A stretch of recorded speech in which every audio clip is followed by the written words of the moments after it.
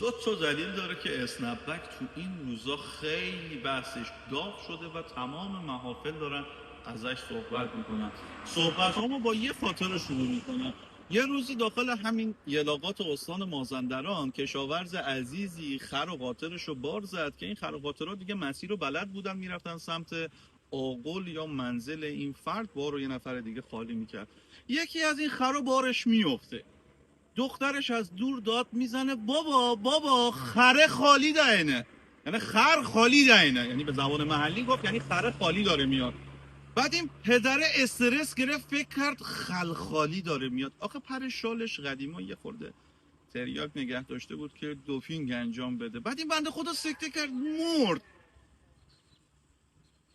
و شما ببینید اسنپ بک رو چقدر غول بزرگی ازش ساختن. اتحادیه اروپا و امریکا تا سید عباس حسینی رو داخل آمول گرفته، تحریمش کرده.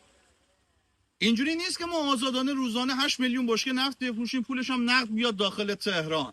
نه، آقای ظریف و برجام خودش یه کارایی کرده که آدم ننگش میاد بگه. نمیخوام وارد این بحث بشم، میخوام به اسنپ بک اکتفا کنم و وارد این موضوع نشم.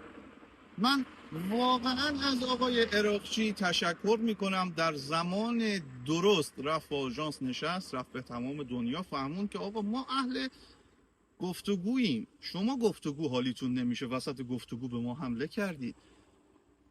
وسط اینکه ما میریم با آژانس پیمان میبندیم، معاهده میبندیم، شما میایید اسنپ بک رو فعال میکنید. اسنپ بک تو میان مدت فقط میتونه یک سری آثار داشته باشه، نمیگم آثار نداره، میان مدت به بلند مدت به ضرر اتحادیه اروپا و امریکا، یعنی اصلا تأثیری نمیتونه داشته باشه.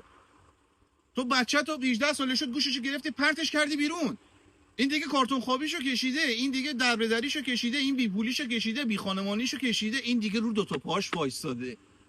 ایران الان ما یه ایران مستقله، ایران وابسته به غرب نیست، ایران وابسته به شرق نیست. وای به حال اون دولت مردی که اقتصاد ما رو بخواد شرطی. ما اینجا ضربه میخوریم. ما تنها ضربه ای که تو این چند دهه اخیر خوردیم به نظر خود شخصی من تحریم‌های اتحادیه اروپا و امریکا یه بخشی کوچکیش بود، بیشتر ناکارآمدی مدیران بود. نظر شما چی این زیر برای من؟